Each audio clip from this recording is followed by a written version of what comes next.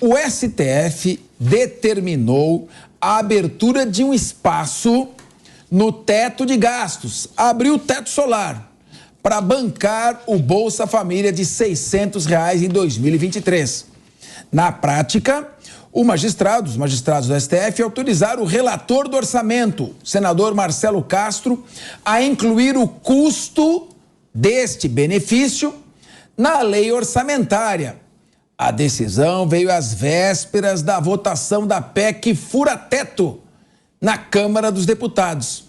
Mesmo com a retirada do custo da PEC, o futuro ministro da Fazenda, Fernando Haddad, afirmou que o PT segue buscando no Congresso Nacional a aprovação do teto, do fura-teto, já que isso significaria buscar uma boa política, uma negociação, uma boa prosa, uma boa conversa, e a inconstitucionalidade é importante para o país, mesmo que haja uma eventual inconstitucionalidade.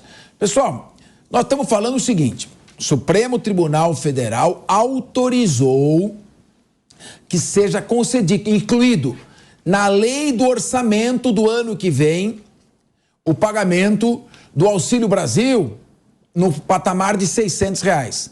Antes de passar para a mesa, eu queria que você acompanhasse com a gente para entender direitinho todos os aspectos disso aqui. Depois, nossos debatedores vão colocar suas posições aqui, que eu já sei que são posições bem polêmicas. Mas olha aqui, nós temos o seguinte: primeiro, em 2016, foi aprovada uma emenda à Constituição. 2016. Essa emenda instituiu um teto fiscal, ou seja, responsabilidade fiscal. País, pare de gastar porque nós vamos quebrar. Nós estamos gastando mais do que nós podemos. Nossas reservas estão acabando e o cenário internacional não está lá essas coisas. A China parou de importar nossas commodities. Então, agora, o que gastamos em 2016, 6 anos atrás, o que foi gasto em 2016 é o que vai ser gasto nos próximos 10 anos e nos próximos 20 exercícios. Só em 2027 que pode ter uma revisão, mas a princípio pode durar 20 anos isso. Você vai gastar a mesma coisa que se gastou em 2016, só fazendo o reajuste da inflação. Para que isso?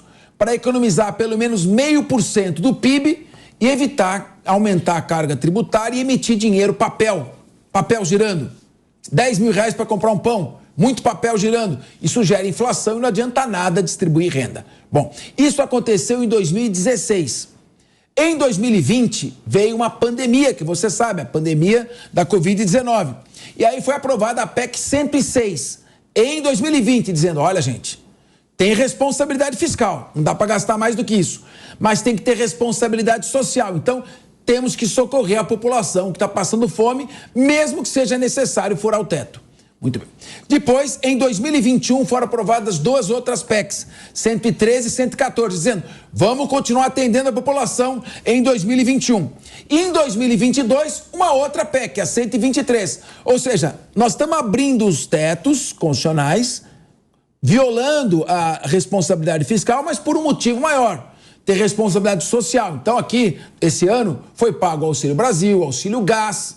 Sem gás, você não cozinha comida.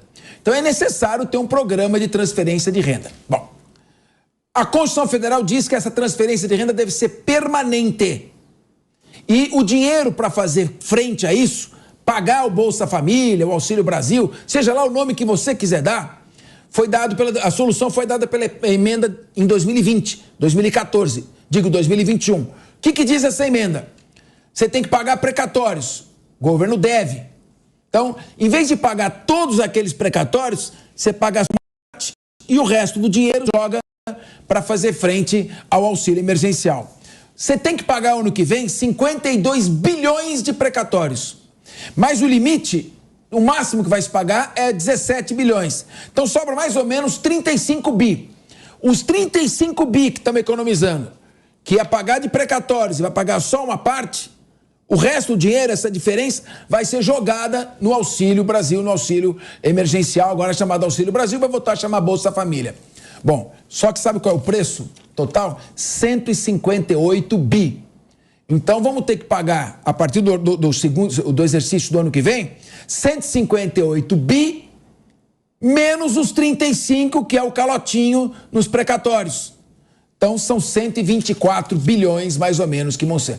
O que o Supremo Tribunal Federal disse é, se o presidente quiser, ele está autorizado a fazer esse pagamento, a incluir no orçamento o valor suficiente que é decorrente desse calote nos precatórios, mais empréstimos extraordinários concedidos para fazer frente. Muito bem, eu pergunto, o que vocês acham disso?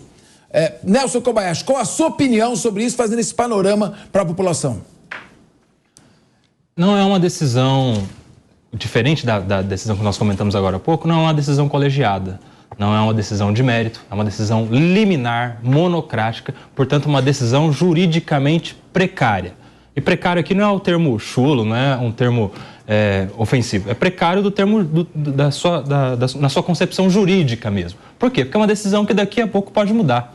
É uma decisão que pode ser levada ao plenário, é uma decisão que o próprio ministro, inclusive, pode mudar de ofício. Então a gente tem, num cenário geral aqui, eu vou abrir um panorama, nós tínhamos uma mesa de negociação entre o Executivo e o Legislativo, em que o Executivo, o governo eleito, queria dar como moeda nessa negociação a fatia grande do orçamento, que é o orçamento secreto, que agora não existe mais, foi declarado inconstitucional.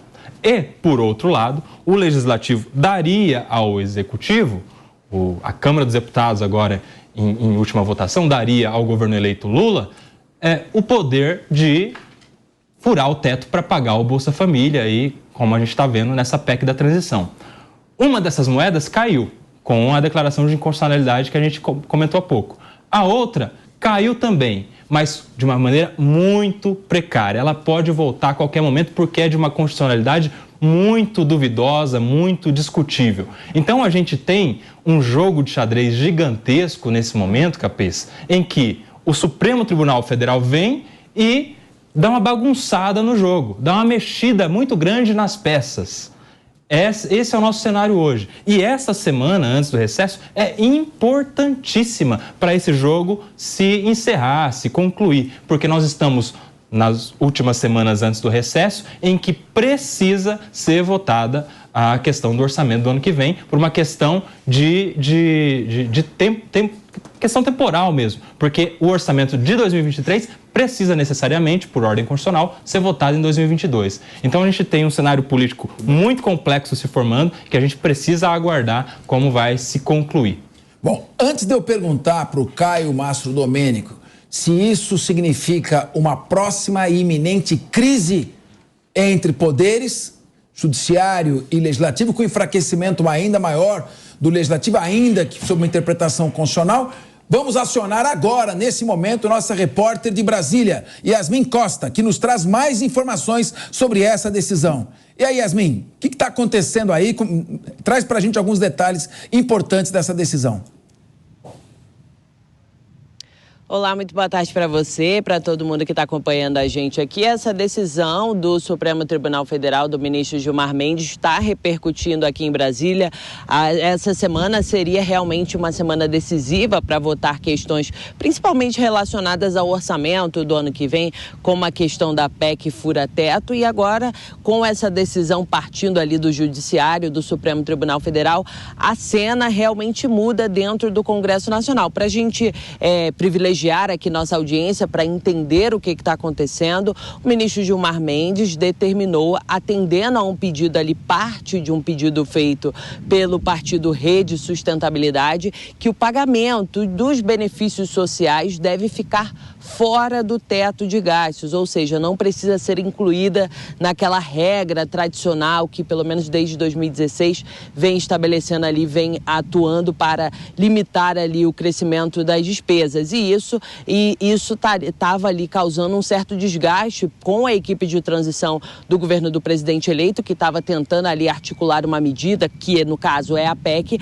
para conseguir bancar as promessas de campanha para 2023, como o pagamento do Auxílio Brasil no valor de R$600. E agora Gilmar Mendes, com essa decisão, muda completamente o cenário. O magistrado, ele disse o seguinte, nessa decisão dele, que acolheu aí o pedido do partido Rede, que a Constituição Federal ela não pode ser utilizada como escudo para o descumprimento de decisões judiciais e, além disso, a Constituição Federal não deve impedir ali que questões ali sociais, questões ali envolvendo qualidade de vida das pessoas deixem de ser abarcadas ali pelo orçamento por conta de uma questão ali que é justamente esse ponto do teto de gastos para 2023. Essa decisão do ministro está causando, como eu disse aqui no começo, uma grande repercussão, muitos parlamentares ali se manifestando contra essa medida. A gente separou, inclusive, um trechinho de uma publicação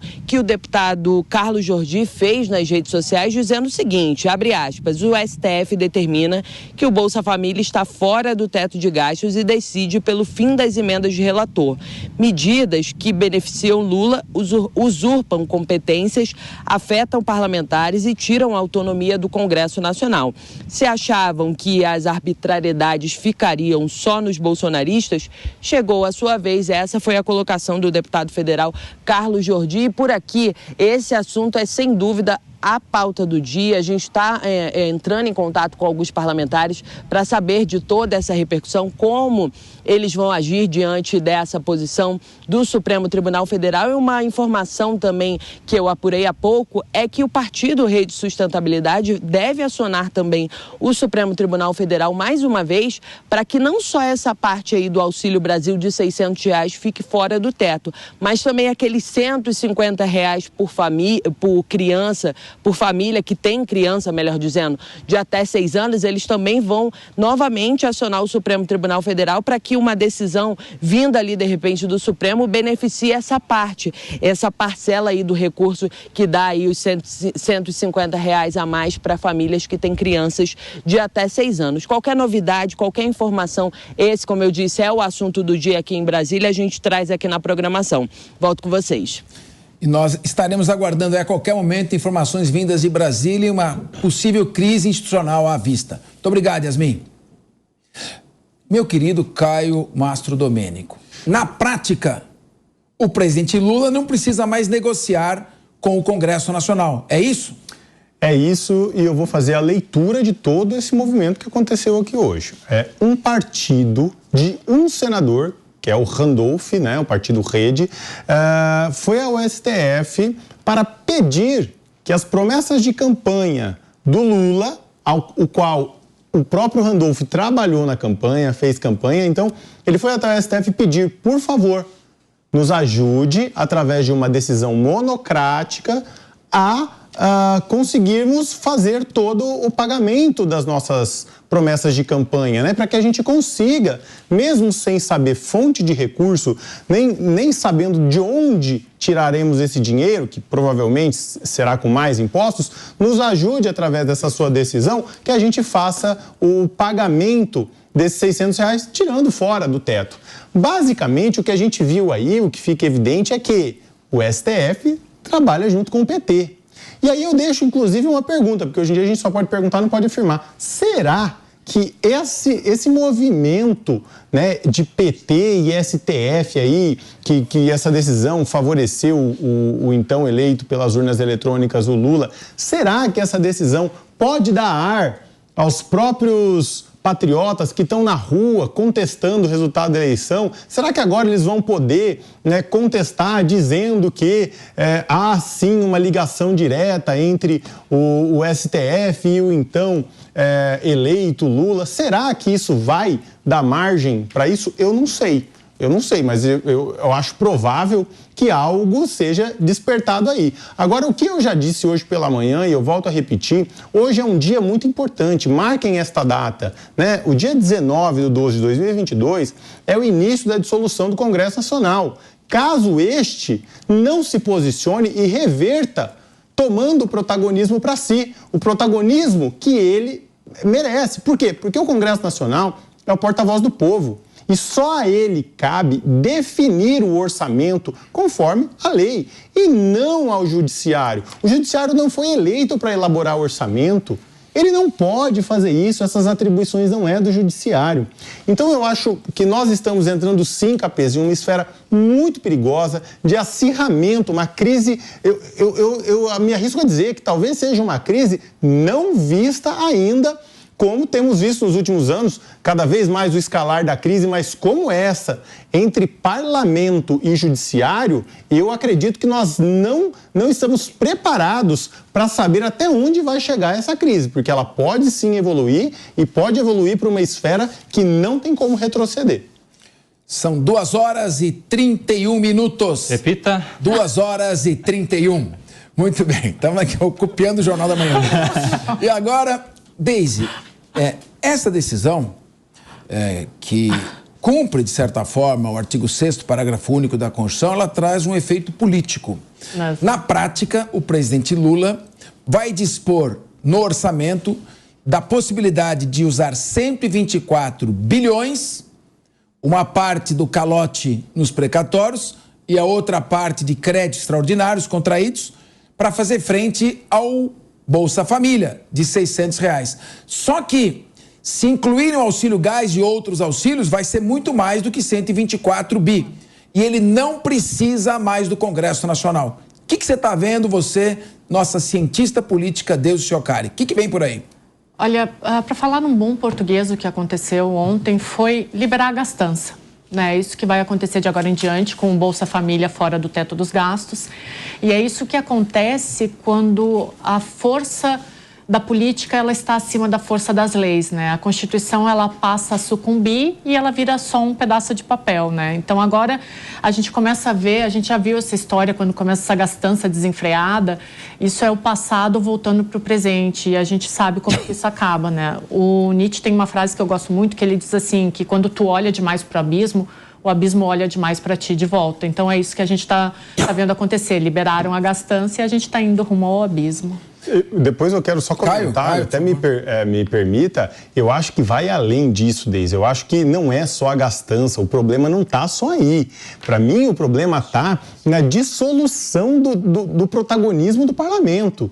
Não está só na gastança. Eu acho que a gastança, sim, é gravíssimo, vai colocar o país em uma crise econômica muito grande. Os bancos internacionais já estão fazendo previsões que, se isso for aprovado, em 2030 é possível que nós atingimos aí 105% da dívida PIB, que é o quê, pessoal? Tá devendo muito mais do que consegue ganhar, consegue arrecadar, consegue pagar. Eu vejo que, neste momento, o que a gente está fazendo é muito semelhante a ditaduras socialistas da América do Sul, como, por exemplo, a Venezuela, onde o próprio STF de lá dissolveu o parlamento, tomou para si as funções de legislar e, a partir de então, não existe mais parlamento. Eu acho que a gente está caminhando para isso. A gente tem um problema que é bem maior aqui, eu concordo contigo, mas a gente tem que pensar um pouco maior quando fala desse assunto do Congresso aqui no Brasil. A gente tem vivido de uns anos para cá uma alta fragmentação partidária. Isso tem sido um grande problema para a nossa política. Então, só para vocês terem um exemplo, em 1998, os 5 maiores partidos da República na eleição presidencial, eles tinham 87% dos votos. Em 2018, esses mesmos 5 partidos tiveram só 34%. O que isso mostra? Que a nossa política está cada vez mais personalista. Ou seja, só interessa o meu ponto de vista. Aquilo que eu falei aqui no início, quando as forças políticas ficam maior do que a força das leis, a gente tem um sério problema. Enquanto não houver, eu estava ouvindo Pânico antes de entrar aqui, enquanto não houver uma reforma política, e o Emílio estava falando ali, e a direita parar com esse mimimi cultural e não fizer realmente uma articulação política em Brasília, a gente vai ver esse personalismo cada vez mais forte. O coronelismo antigo da velha república, ele volta como um coronelismo moderno. Agora, Marcelo Bella, sob o ponto de vista político, você acha que com essa decisão e o que está por vir, o presidente eleito Lula terá mais facilidades do que as encontradas pelo presidente Jair Bolsonaro? Pelo contrário. Nós estamos assistindo um filme que o presidente Lula é o principal ator agora, que é Dormindo com o Inimigo. O presidente Lula colocou como seu vice, ou teve que receber esta herança, aquele que sempre foi seu inimigo, o Geraldo Alckmin, o Belém, lá da Lava Jato. E o amigo Lula, que teve que receber essa herança para que pudesse haver este trabalho de eleição, recebeu essa missão. E missão dada, vocês sabem, é missão cumprida. A primeira coisa que o presidente Lula ganha de curto prazo são 30 dias, na verdade, em relação à votação do orçamento. Ele consegue com isso porque há uma recessão, há um recesso da parte do judiciário, e agora só vai se falar nisso no ano que vem. Então esse é o primeiro ponto. Segundo, o PT, ele vem aprendendo com os seus erros, né? É nítido isso. Então, quando a presidente Dilma foi impedida, ela foi impedida exatamente por problemas de pedaladas fiscais, por furar o teto. Então agora, com esse tipo de atitude, já é uma proteção, é o escudo que foi comentado na decisão do decano, que não vai ser mais utilizado, não poderá mais ser utilizado, porque já há uma autorização para se gastar o quanto quiser. Nós fizemos um cálculo aqui, eu como presidente de entidade de classe, como setor produtivo, eu quero perguntar de onde vai sair esse dinheiro? Com todas as despesas que isso representa, nós vamos chegar a 210 bilhões de reais por ano. E se abre ainda uma porta lá dentro do orçamento para se colocar mais gastos autorizados. Isso com certeza vai mexer na produtividade, vai mexer na inflação e no seu emprego. Então eu pergunto para você, independente de quem você votou, você acha justo as pessoas decidirem como gastar o seu dinheiro? Imagina que no final do mês, o seu salário, chega alguém lá e fala assim, olha, você não vai gastar do jeito que você quer, não. Nós vamos determinar o jeito que nós vamos gastar o seu dinheiro. É isso que está acontecendo, meu irmão, minha irmã. Nós estamos pegando os nossos impostos e deixando com que essas pessoas desse grupo que cooptou esses integrantes do judiciário a decidirem por você. Agora, Deise, se vamos transferir R$600 de Bolsa Família, mas se a inflação voltar e R$600 não conseguirem comprar mais nada, como é que fica essa? Como é que você está vendo essa situação? Então, pegando o gancho no que o Bela estava falando, esses gastos autorizados, eles vão provocar um efeito cascata. A gente já tem um efeito cascata para 2023, que é o resultado da guerra da Ucrânia, da pandemia, de um choque inflacionário global, da PEC Kamikaze, e agora vem mais esse fator. O que acontece? A gente tem uma bola de neve que a gente não consegue mais voltar atrás. E aí tem um ponto. O cientista político sempre fala que a história é cíclica, porque a gente está sempre comparando o passado com o presente para ver se a gente identifica movimentos na história que possam mostrar o que vai acontecer. A coisa mais estranha nisso tudo é que o que a gente está vendo hoje no presente é uma repetição muito clara do passado. O mercado tem se perguntado muito se o Lula que vai assumir é o Lula do primeiro mandato, aquele que escreveu a carta ao povo brasileiro, ou se é o Lula do segundo mandato que entregou um governo para Dilma Rousseff viciado em gastos públicos. A gente está vendo a história se repetir, assim, e não precisa nem de muito esforço para fazer uma análise. A gente está vendo voltar, pouco a pouco, o excesso de gasto público. Agora, querido Nelson Kobayashi, essa questão do Supremo, a Constituição Federal, a Constituição diz que a transferência de renda para famílias em situação de vulnerabilidade é permanente.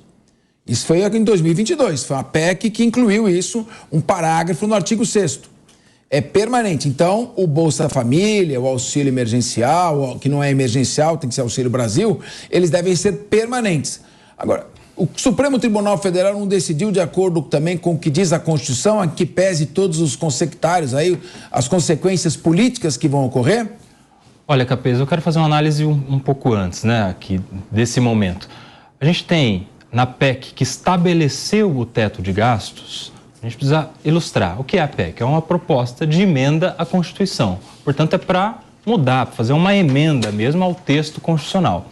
Depois que é aprovada essa PEC, do teto de gastos, ela passa a ser um texto constitucional. Ela passa a integrar o arcabouço constitucional vigente no nosso país. E aí a gente tem agora no STF essa ação proposta pedindo a liberação para além do teto de gastos para esse serviço social, esse valor pago a título de Bolsa Família ou Auxílio Brasil. E, curiosamente, a decisão vai contra a própria diretriz constitucional que passou a existir a partir da aprovação da PEC do teto de gastos, dizendo que pode o Bolsa Família ou o Auxílio Brasil estar fora do teto.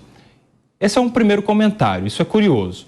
O segundo comentário é: qual é o risco dessa decisão, se for posteriormente confirmada pelo plenário da Suprema Corte, se tornar um precedente muito perigoso? Porque a Suprema Corte pode estar usurpando uma função do Legislativo, que é de estabelecer os ditames constitucionais. Porque se pode, neste momento, com essa decisão de ontem, furar para pagar a Bolsa Família, daqui a pouco vai poder furar para pagar um auxílio social de moradia, ou um auxílio social de educação, ou um auxílio social de qualquer que seja. Então a gente abre um precedente muito perigoso que acaba por desidratar, essa palavra está na moda, né? Por desidratar uma previsão constitucional de teto de gastos. E aí tudo que for social, tudo que for com uma narrativa muito bonita, muito fofa, pode furar o teto. É um risco muito grande, causa uma instabilidade, uma insegurança jurídica, sobretudo, e principalmente uma insegurança econômica. Agora, Nelson, eu quero fazer uma colocação para você. Pode dividir a tela aqui comigo, Nelson, vamos debater um pouquinho. Tem um mandado de injunção. A ação proposta pelo Partido da Rede é um mandado de injunção. Coloca o Nelson também comigo, por favor, para a gente poder simultaneamente. Com esse mandado de injunção, o Supremo pode determinar ao Poder Legislativo ou ao Poder Executivo que regulamente normas constitucionais que não foram implementadas.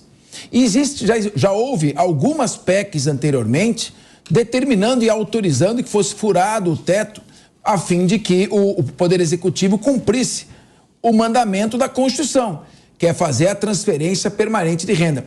Teve uma PEC, que foi a PEC 114, essa PEC de 2021, e ela diz o seguinte: os programas de transferência de renda para famílias em situação de vulnerabilidade são permanentes. Ora, se o governo tem a obrigação de fazer frente a esses programas de forma permanente, e já vinha fazendo, o Supremo Tribunal Federal tinha outra coisa a fazer a não ser determinar a implementação pelo mandado de injunção desta obrigação, conciliando responsabilidade fiscal com responsabilidade social? Capês, eu vou fazer um contraponto aqui. Assim como esses programas sociais têm natureza permanente por força de uma emenda à Constituição, a gente tem, por exemplo, alguns valores que são de obrigação também por força constitucional, como, por exemplo, os valores referentes à saúde ou um teto, por exemplo, em relação ao servidorismo público. Então, se por essa interpretação, a gente poderia dizer, então, que o governo pode furar o teto para construir hospital, para comprar ambulância, que pode furar o teto para construir uma mega estrutura de saúde, quando, na verdade, quando a PEC vem e estabelece a natureza permanente desse programa social, está dizendo ao governo: olha só, isso aqui é permanente, então se organize para que você consiga, dentro do teto do orçamento, pagar esses programas sociais. Só assim a gente teria a segurança jurídica e econômica que a gente precisa para o desenvolvimento do nosso país. Mas, Caio, Deise, Marcelo, com essa decisão do Supremo Tribunal Federal, o Poder Executivo também não está livre de uma pressão do Poder Legislativo que exigir mundos e fundos para autorizar furar esse teto? Não é melhor, pelo menos o Poder Executivo, ficar livre dessa negociação e dessa verdadeira chantagem possível em colocar emendas de relator, uma série de outras verbas, além dessa questão? Vocês não acham isso? Não, por favor. Vamos então, se a gente for partir por esse lado, vamos fechar o Estado brasileiro. Vamos fechar o Estado brasileiro e vamos entregar tudo na mão dos 11 membros da Suprema Corte. Porque a partir do momento que a gente entra dentro da esfera de outros poderes e justifica isso, né, a partir de emendas que já foram colocadas à Constituição e agora, portanto, já são constitucionais, né, de proteção à saúde, proteção à vida, se tudo isso for justificar agora um fura-teto feito pelo Judiciário e não pelo Parlamento, podemos fechar o Brasil amanhã. Eu não sei nem, Nelson, se não está sendo fechado. Olha, inclusive, Caio, só uma pergunta, Nelson, um apontamento. Kobayashi, referente ao toma lá da cá, no Congresso hoje, nós temos várias frentes parlamentares que representam setores produtivos da sociedade, que vão lá e ficam tentando fazer lobby, através dos seus parlamentares, para melhorarem as leis para a produtividade do seu setor. Então eu quero pensar o seguinte: se há liberdade para o presidente, Que tipo de libertinagem haverá no Congresso a partir de agora? Eu quero complementar isso que você falou agora, Marcelo.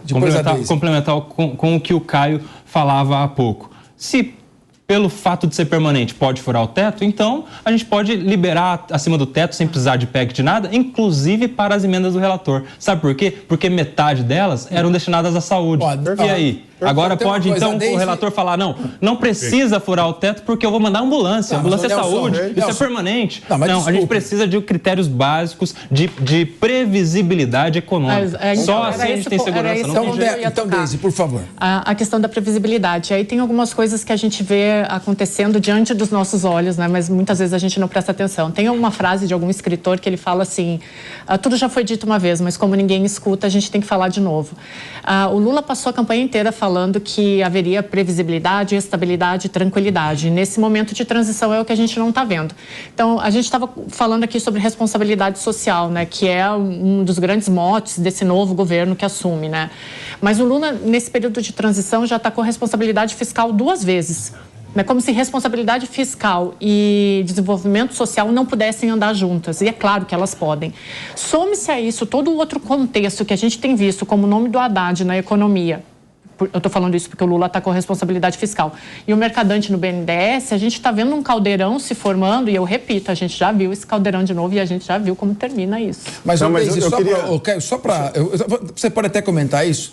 Vocês não acham que com essa decisão vai ficar mais barato? Ou vocês acreditam que numa negociação com o Congresso Nacional ia sair menos do que o governo, o Poder Executivo está autorizado a gastar agora? Não ia sair mais caro ter que negociar? Mas aí não cabe a nós julgar, porque daí a gente está permitindo, né, que destrua todo o processo constitucional, né, a desculpa de que sairá mais barato. Olha, gente, vamos destruir a Constituição aqui, porque vai sair mais barato para todo mundo a gente fazer desse jeito. O problema é quando você rasga uma página da Constituição ou rabisca uma linha, ela está rabiscada e não vai ser lida novamente. Então, a única coisa que eu acho é só o seguinte, não há justificativa. E outra vez está falando que a grande marca do governo Lula, de fato, é o que ele tem vendido, que é cuidado social e tudo mais. Agora, gente, isso é a maior mentira que já foi contada, é o maior estelionato eleitoral que já foi feito na história do Brasil. Porque uma vez que você fura o teto de gastos, resumo, traduzindo,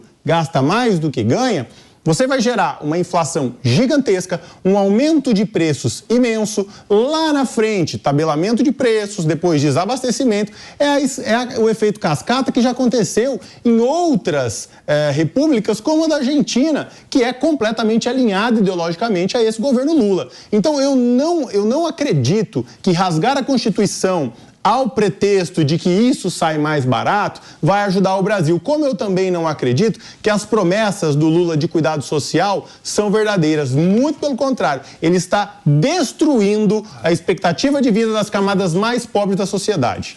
Bom, só uma questão, mas, Deise Chocário, nossa cientista política, o Supremo Tribunal Federal não vai até o Congresso Nacional, bate na porta e fala, eu quero me meter no seu assunto. É sempre um partido político que vai até o Supremo Tribunal Federal, bate na porta, em vez de prestigiar o seu próprio poder, pede que o Poder Judiciário interfira. Você não acha que isso também atrapalha um pouco a independência do Legislativo, essa verdadeira desunião em torno do fortalecimento do próprio poder? Como é que é isso? E depois nós temos que passar para o próximo tema, que é a liberdade do Sérgio Cabral. Eu só diria que você está sendo ingênuo com essa pergunta para a Deise, viu? Então a Deise e depois o Caio comentando minha ingenuidade. Primeiro a Deise. Eu não vou me estender muito nisso, mas tem um ponto que a gente tem que lembrar sobre o STF aqui no Brasil. O STF assumiu áreas de protagonismo quando deveria... A gente já falou tantas vezes isso aqui na linha de frente, mas eu vou repetir. O sistema político brasileiro ele é aquele sisteminha de freios e contrapesos onde um poder tem que vigiar o outro. A gente começou com um movimento nos Estados Unidos, com aquele julgamento do O.J. Simpson, que foi televisionado, que é um movimento que a gente chama de mediatização do judiciário.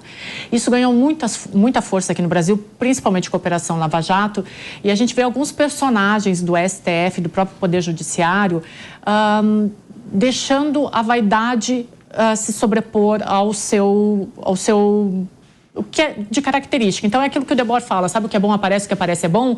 Então, a gente tem visto a vaidade de alguns ministros se sobrepondo ao dever.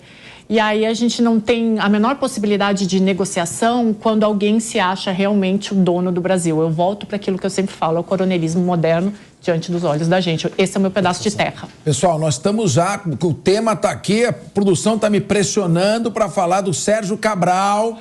Atenção, Sérgio Cabral, passando o Natal em casa.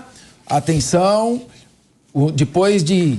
quantos anos? 522 anos, o índio está preso e o Cabral está solto. Mas primeiro, Caio, fecha o comentário para a gente passar ao próximo tema. Não, eu só queria fechar, porque é muita ingenuidade achar que o STF é provocado por um partido pequeno. Pessoal, isso é um método. É um método, né? É muito claro, todas as reuniões que o Randolph fez, todos os tweets que o Randolph fez, esperem por nós amanhã. Amanhã vocês terão uma resposta, amanhã vocês verão o que vão acontecer, sempre na base da ameaça, sinalizando um alinhamento completo dele com o STF. Então seria muita ingenuidade a gente achar o STF age quando provocado. É basicamente assim, ó, me provoca para eu te dar um soco, por favor, ou então me xinga aqui para eu poder bater nele. Esse é o tipo de provocação que está acontecendo. Agora, eu só quero dizer que é o seguinte, eu não estou aqui defendendo negociata de tomar lá da cá entre parlamento e executivo, não é isso. Eu estou defendendo o emprego da Constituição, onde o parlamento mantém-se responsável pelas suas funções, que é o orçamento, e não o judiciário. Que fique claro isso para todo mundo.